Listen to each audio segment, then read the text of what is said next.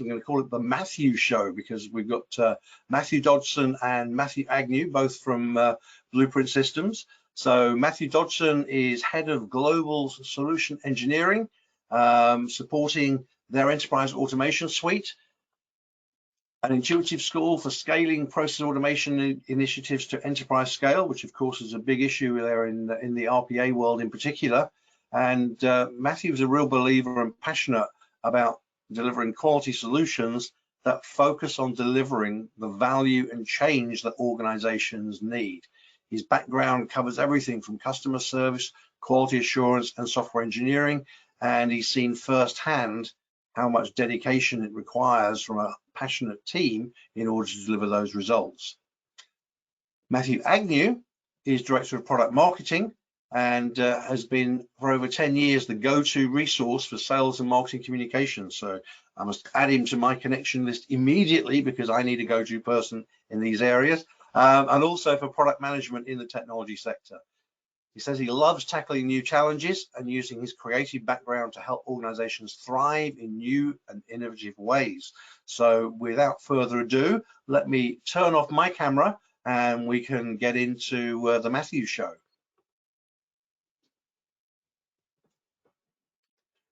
Okay, here we go. Hello, everyone. Thank you for joining us today. My name is Matt Agnew, and I am with Blueprint Software Systems. Today, I am joined by another Matt. We'd like to make it easy for you guys here when you're listening to Blueprint content. So hi, Matt. How are you? Pleasure. I'm doing quite well, Matt. How about yourself? Good, good. So Matt is our Director of Solution Engineering, and he brings a really unique perspective to these type of events in that Matt speaks to many people that are struggling and doing well and looking to improve really anything you can think of when it comes to automation and process improvement. So what we're going to be doing today is Matt is going to be showing you at the end here is going to be showing you how Blueprint can help with hyperautomation. Before we get started, we're going to spend a few minutes here and really talk about what hyperautomation is and why it matters. So a quick recap. We're with Blueprint, so we're a software system designed to help you understand and improve your processes at a high level. And what we're going to do today is show you from our experience how we can do that, and then show you firsthand how Blueprint is designed to do that from a software standpoint. So today we're going to spend a little bit of time talking about what hyperautomation is, what the problem hyperautomation is solving, and really the difference between hyperautomation and process improvement, and all that before Matt shows us how we can consolidate our process automation strategy with Blueprint. So before we really get into it here, I have a kind of a pop quiz for everybody. So when we think about automation, hyperautomation, process improvement, we often really think of automation in general. So I'll even ask you this, Matt, what are some of the main things? I do have, this is a multiple choice, so I'll bring up the answers in a second, but from what you see with clients, what are some of the goals and reasons people are automating in the first place? A lot of it comes down to just trying to make the organization more efficient and more effective, and realizing that especially now with all the turmoil and changes that organizations have gone through over the last couple of years, realizing that the power of your people is a very valuable resource, and you don't want to waste it on tedious tasks. So it's really how do we try to get more out of every day and really get people doing high value work as opposed to having them do claims processing and detailed form filling for 90% of their day. That's a really good point. You always hear that it's not really about, are you going to do automation? It's when and how much you're going to do, right? Because it's one of those things that you need to do at some level to keep up because it's here and it does help you. So here are a couple of things here. So again, just think about this as you're looking at it. So I have 4 options here. So we think of it, and I think, Matt, you almost talked about all these, but we think of primary goals of automation. Think of, is either improve efficiency, complete your tasks faster, save money, or improve the employee experience. So think about that. And I have one more question for everybody here. So if we look at 3 common business goals here of improving efficiency, completing tasks faster, or eliminating waste, what business discipline fits in the sweet spot? So take a few seconds and think about that. What fits in the middle there? And I'll give you a hint, it's not automation. So let's take a look at our answers here. So The primary goal of automation, and again, this is subjective. There's really any of these answers could be correct, but this is based on our experience and what we see. And really, if you think about what Matt said, it really is all about improving efficiency, right? It's about, and with improving efficiency, that really covers the entire gambit and is really the primary reason we want to automate our process in the first place. We want to do what we're doing right now better and faster, right? Smarter. And then when we go back to those bubbles that we had in there and thinking about the sweet spot, it's not automation, it's business process management. I'm going to talk about that in a second, in a little bit more detail. So before we move into that a little bit more, this is a really important thing to think of. And when we say this sentence, this is really important and a really critical part of your process improvement strategy is that automation is a downstream benefit. Process improvement is key. Process improvement and process analysis. One of the things that we hear from a lot of our prospects and clients is that when it comes to automation and RPA, they often would dive right in. They heard about RPA, thought it was great, hired some RPA resources, threw them at a problem, and they automated a lot of bots. And then what happens is that we end up having a lot of problems. So Matt, not to really just throw you on the spot, but with that concept, what are some problems that you've seen from people maybe automating too quickly? Yeah, a lot of it is just trying to jump in and use automation technology just for the sake of automating, not realizing that some things are better to be automated than others. There are certain ways to evaluate the right types of processes to automate. And also there is really this idea of making sure that the time you invest in an automation is giving you a positive return on that investment. A lot of organizations build out a lot of automations and end up having to, try to maintain them and keep them up and keep them working, and they end up sinking more costs into it than they get return from that cost and investment. So those are some of the first key things that come to mind. Absolutely. And I always like to say is, by taking a step back and looking at process improvement, you can really pave the way forward to realize those benefits that you want. So you should be you think at the end, what is it we want? And then start with process improvement. And then it's very likely that automation might be one of the things that you get in the middle to get you there, but you really need to look at analyzing and improving those processes first. So with that said, today we did want to talk about hyperautomation. And when we say hyperautomation, we often hear many different things. So just that we're all on the same page, let's quickly review a common concept and definition of hyperautomation, as there's a lot of different definitions that are floating around out there. So the most commonly held belief or definition of hyperautomation is automating as many processes and more complex business processes as possible by implementing a tool chain to accelerate candidate discovery to automation delivery. So a lot of fancy words there, but really it's your overarching strategy to automating quickly and effectively. So that's really why people get excited when they hear about hyperautomation, because it's the idea, this automation concept that everybody wants to do, and then it's combining multiple different disciplines to automate as quickly as possible. And again, why that's really important and why hyperautomation is a really popular and growing strategy, we do want to start with process improvement. When you start with process improvement, you can end with better efficiency. So let's talk about why this is important, again, to start with process improvement. So by gaining this better view and this better understanding of all of your processes, it really makes it much easier to move forward and make those right changes. So one thing that Matt is going to focus on in his demo in just a minute is the idea of a consolidated view. So this is the idea of taking your processes from multiple different points around your business and putting them all in one spot. This allows you to have a holistic view of everything that's going on. And this can help you find redundant processes, overly expensive processes, processes that are costing you way too much money in maintenance when compared to your other processes. So it's really important that we don't think of our processes just as individual items, is that we think of them as an entire landscape and analyze that first. So, and we mentioned when we're doing this, we want to look for a few things. And one of the things we're looking for is bottlenecks or waste, right? So in individual processes, things that are stopping a process from being successful, or things that really are off task, that really aren't the right process for you. Another big thing that we can do is when we start with process improvement is when we have a good strategy for improving our processes, we have the ability to create newer processes better. So you can reuse existing process elements when creating a new one. And of course, collaboration, right? So your entire company, everyone that's involved in your process can work on it together. And Matt is going to show us how we can do that in just a minute. So I have one more slide for you, then I'll turn over to the fun stuff here. So a nice interactive demo from Matt Dodgson. So this is a quick overview of Blueprint. So Blueprint's platform, software platform for process improvement. And the general concept of how it works is that you take what you're doing now.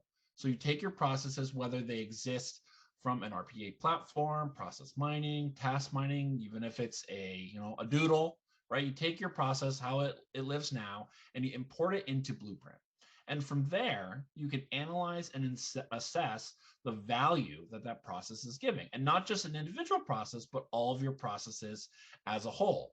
And why this is really great is because this allows you to take action in a really smart way. And what we typically see from an improvement strategy is that it often falls under one of these four buckets: modernize, optimize, standardize, or automate.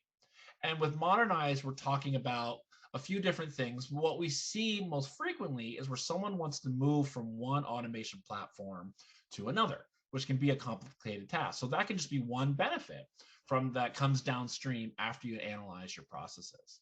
So going from there, we always want to be able to optimize and improve our process. And then standardization is really what it's all about. Having that same process for your processes across your entire organization. So with that said, we're going to go ahead. I'm going to turn it over to Matt here, and Matt is going to show us how this can work in Blueprints. Just give me 1 second here, and I will turn this over to Matt. So go ahead, Matt. I believe you can share your screen now. I believe I can as well. Hopefully everyone can see that okay. All good. Excellent. So I'm going to take you through an example of one of these types of improvement strategies. But before I start, I really want to give you a sense of, the Blueprint platform is a web-based solution. It's a cloud-hosted platform, and it's there to help organizations understand and analyze their processes so they can determine what's the best improvement strategy as they move forward. And really, it's about how do we save and drive that efficiency more readily and more consistently across the org. So here I have a Blueprint workspace. I have this Explorer over here on the left-hand side, where we're actually going to take a set of processes, ones that actually in this case are already automated with one automation platform. We're going to look at them. And then we have this middle area where we're going to look at some details around those particular processes. And we even have some more details over on the right-hand side in terms of our utility panel. But in this case here, we're going to take an existing process. Actually, let me show you what I'm referring to. I have this process that exists as an automation, in Automation Anywhere, and it exists in production. It's running. And this particular automation or automated process is used to help generate reports based on Excel data. If you really dig in, you really know Automation Anywhere. This would probably be like a medium complexity automation.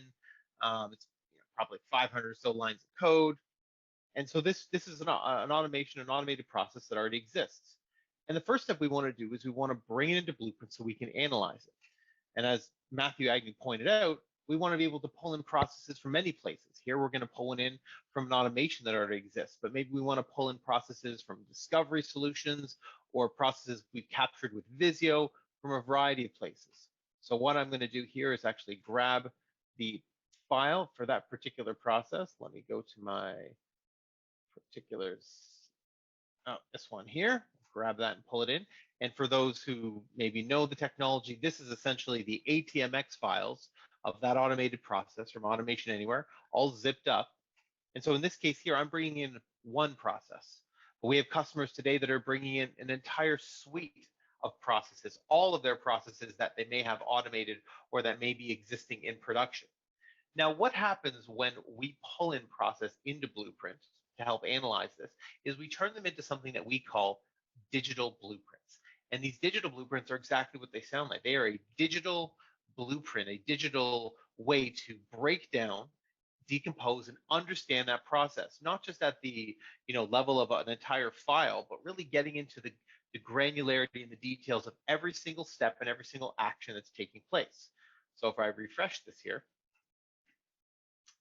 here is the process that we pulled in. Now, in this case here, this particular process is spread across 3 different individual processes or tasks in the Automation Anywhere world, so it has a lot of detail to it. But before we go and look at the detailed process steps, let's take a step back and really analyze and understand this particular process, this automated process, before we decide what we want to do with it. So in this case here, what that means is we're going to go to our dashboard. Oh, we're going to let that load up.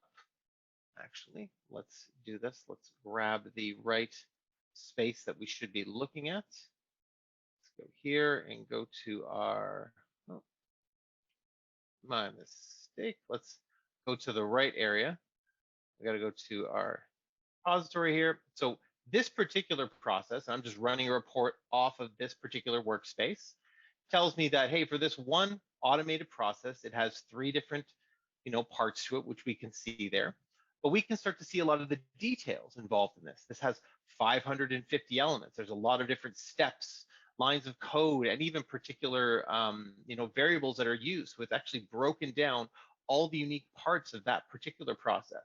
It's even ranked these different parts of this process by their complexity. Now, based on this, we can actually provide some insight and analysis based on the scoring. This is a scoring that Blueprint does with its proprietary algorithm. So when it actually ingests these automation, it tells you how big these processes are in terms of size, so you know which ones you may need to refactor, retire, or rework, or even reuse. And similarly, from a complexity standpoint, it can tell you which ones are most complex. And these all point to how do we better improve this process? How do we better manage this process? How can we ensure that it's going to keep delivering that high ROI that we expect out of all our processes that we're running in production, for example? Now, in this case here, what we are going to do with this particular process is we actually want to modernize it. We've brought this in, we've run a quick analysis because we want to modernize and move this particular process from Automation Anywhere over to Microsoft's Power Automate desktop platform. Now, before we do that, we can actually use this blueprint analysis to do an assessment of, hey, how well does this map? How well is this automated process covered by a different technology? So in this case, we can actually get a scoring and a rating here of 97% coverage. This tells us that we have a very good coverage in that mapping, and these digital blueprints are actually going to help us do that mapping and conversion. So this one example, we wanted to start this way and really show you guys that regardless of what improvement strategy you want to take, whether it's through modernization, whether it's through standardization, optimization, or even just building automation, it all starts with an understanding and analysis. And these digital blueprints in the Blueprint platform are what power that analysis, because it helps you take these processes and really dig into them. So with that understood, let's take this existing process we have here, and let's actually jump to what it looks like. And this is actually what the digital blueprint looks like today. And just to give you guys a little bit more of an understanding, every single step in this digital blueprint, in this process, if you will, is broken down and actually understood by something that we call our common object model. This is actually a native generic RPA language that we built out in Blueprint that is mapped to all the different RPA technologies out there. And so as we bring in processes that already exist, especially in the RPA world, we can easily understand them because we've done all this mapping. And this mapping also helps us not only understand them and analyze them, but it helps us do things like drive a modernization effort where we want to re-platform this particular automation to another place. Now, with that understood, the actual re-platforming effort is very simple. We take this digital blueprint and we actually export it directly over to Power Automate Desktop. That is going to grab that entire process, all of the different flows and subtasks that are being called. It's going to package it all up, and it's going to convert it from the original Automation Anywhere code and structure into a different technology, in this case, Microsoft's Power Automate Desktop, converting all the different commands and lines of code into the detailed steps, lines of codes, and commands that are required in the world of Power Automate Desktop. Now, while it's sending that over, let me actually pull this up in Microsoft's Power Automate Desktop. And so here is the actual converted automation. And I won't go through every detail here because some of you may be familiar with it, some of you won't. This is what an automation looks like in Power Automate Desktop. This is the direct output from that digital blueprint that we analyze in the blueprint world. So we wanted to take that existing Automation Anywhere process, we wanted to modernize it to Power Automate Desktop, and in exporting it over, that modernization, that conversion is automatically done. All of the lines of code and command, even, for example, that one step we were looking at in the process flow is right here as this display message. But if, for any of the technical folks on the phone, all of the variables, all of the individual commands, all of the automation logic, the exception handling, all of the selectors, all of that is converted. And it's even we even provide a detailed report of the things that weren't able to convert because, for example, something like Power Automate Desktop may not have certain support for the types of calls that were being made in Automation Anywhere.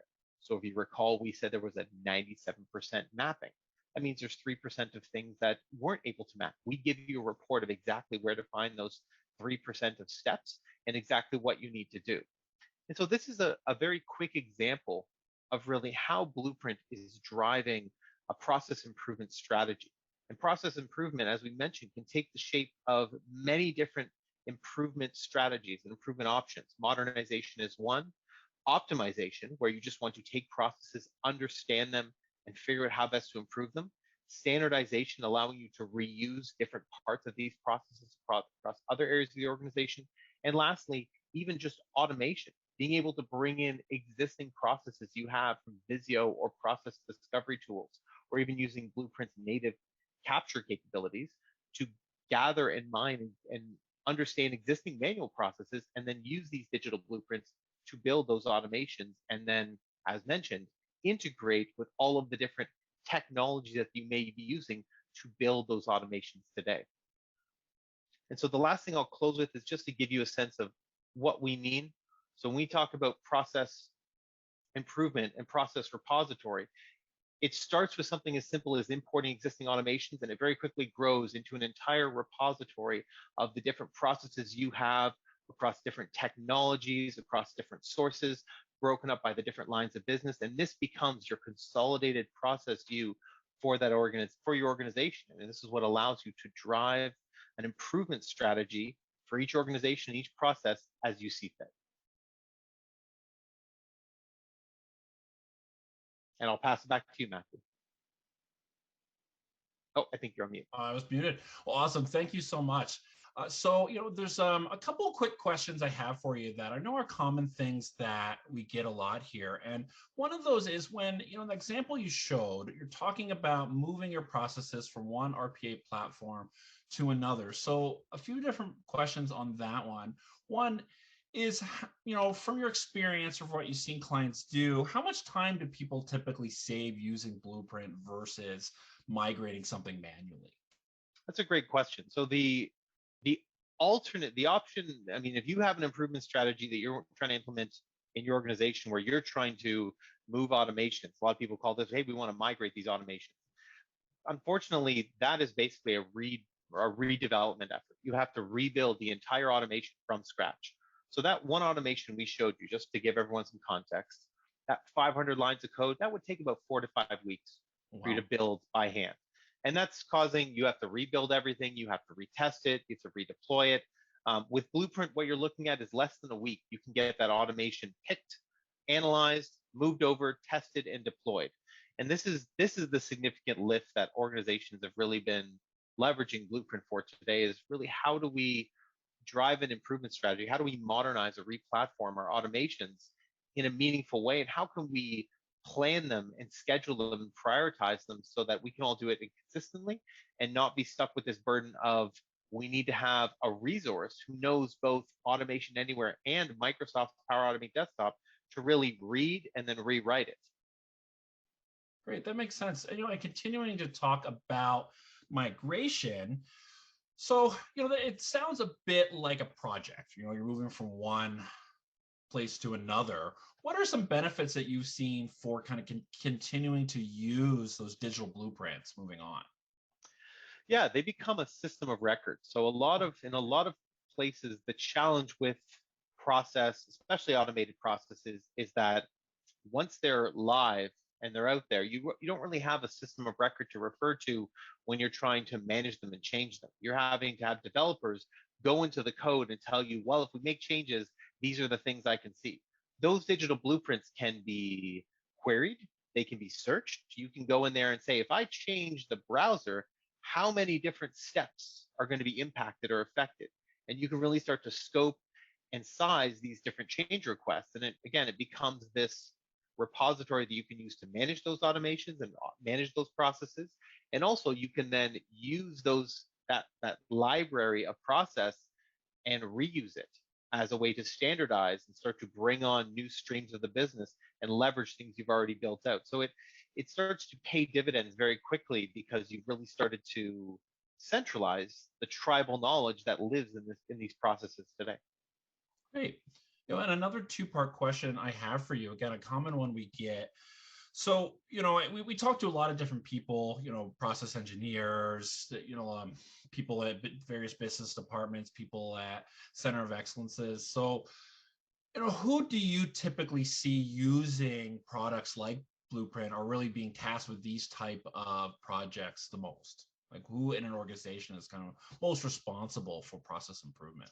Yeah, so it usually falls to either a process center of excellence, an automation center of excellence is a common place. So we're seeing, these two disciplines sometimes be merged together into kind of an enterprise intelligent process automation discipline, and sometimes those process or automation center of excellences or disciplines can be spread out over across business units and lines of business. But these are commonly process analysts, business analysts, people who are running operations. The nice thing is these digital blueprints really become a system of record, not just for the technical user, but also for the business user, where business users can now come in and actually either start recording or gathering new process or ingest their new process and really provide it as a starting point for these improvement strategies.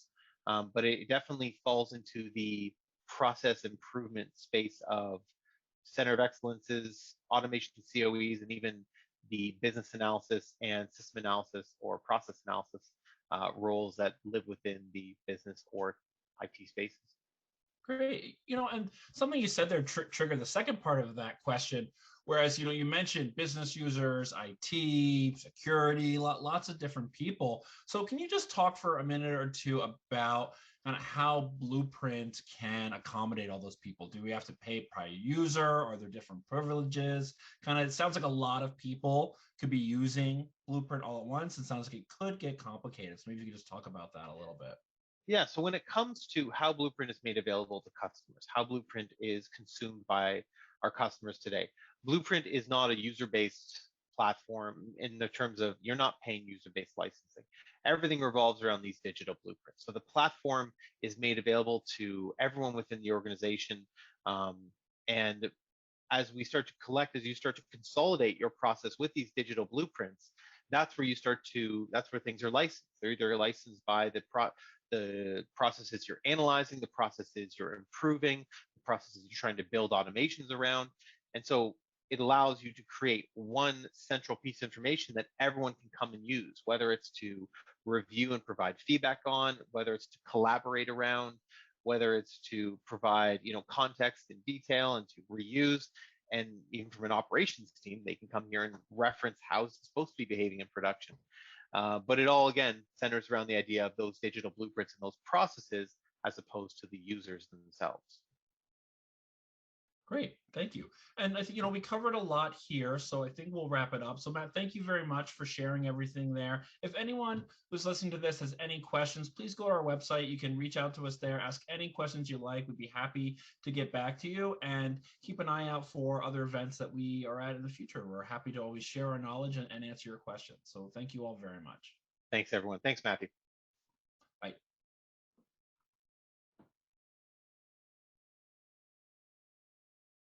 Great. Well, thanks to the Mats, as it were, for another great session there.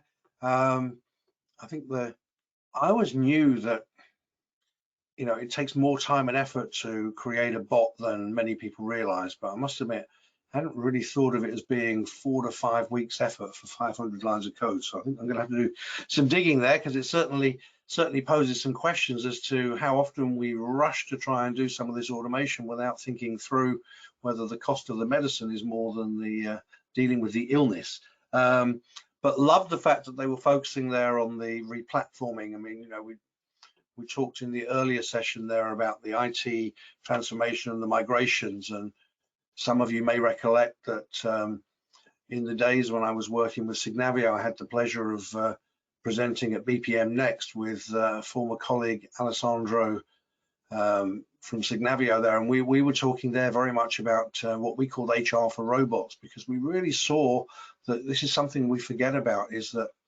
we think that the RPA and the bots, you know, are a little bit like smartphones. You know, every year there's going to be a new shiny version, and you know, whether it's Steve or whether it's someone else standing on the stage there at the event, you know, and this is our fastest, bestest since our last one. So I think sometimes we forget that when we're looking at these RPA type technologies, that it's highly likely that we're going to be updating, refreshing, and migrating. I don't know whether it's an annual basis or whether it's every couple of years, but to that point, that when we go to the next new shiny object, it may not be from the same vendor that our current one is. So the ease of being able to move and migrate from one solution to another is a really important thing to have in your mind when you invest in these types of solutions. And as we're seeing, you know, we're very much thinking about mining to get the first version done, as opposed to saying, well, actually, never mind mining for the first version, but what can we predict, and how can mining through that monitoring help us leverage the next version? And as the Max was saying, keep us very much focused on the constant improvement. So thank once again, thank the two Matts for that show. I'm very interested in learning more about that pricing model as to how the per process model compares to per user, but great to see people experimenting with different pricing models to make these things more accessible. And I think we would all agree that whatever the tool that we favor, whatever the tech stack that we prefer, that the one thing that can be so frustrating is that we can't actually make it readily accessible to everyone. And the more that we make it accessible to a broader range of people, then the greater the changes, the greater the stickiness, and greater the impact we can have on the organization. So I think that's a fantastic thing. So for those of you that are with us right now, you know that we're due to commence again at the top of the hour with a presentation from Raj at SAP. Well, we've had very brief messages that suggest that he's had some challenges. I hope there's nothing serious on his end, but unfortunately he's not going to be able to join us today. So this will in fact be the end of our sessions today. So I guess on the upside, we get to gain an hour back of our time. The downside, we don't get to hear the SAP flavor of the story. But I hope that, like me, you've all enjoyed the perspectives from Richard and the two Matts. And I think that two great presentations there, nicely, in my mind, complementary, giving us different angles and different things to think about. And hopefully with the stuff that I gave you at the beginning, we've got some frameworks to be thinking about these things, such that we're not all rushing out to spend our money, but instead focusing on where best we can spend our money so that we can work a little smarter. And I think one of the other things that came out from me from all of the sessions is to remind ourselves that when we're looking at the costs of process management, RPA tools, mining tools, etc.,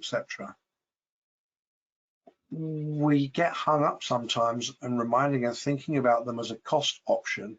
We forget that bad processes are what's costing our organizations massively, whether it's costing us customers, whether it's costing us revenue, whether it's costing us cash.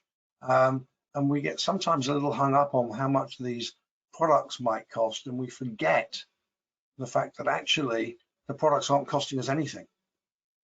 They're saving us, they're helping us put in better, more efficient, faster processes that are more suitably digitized or digitalized, depending on where we're going.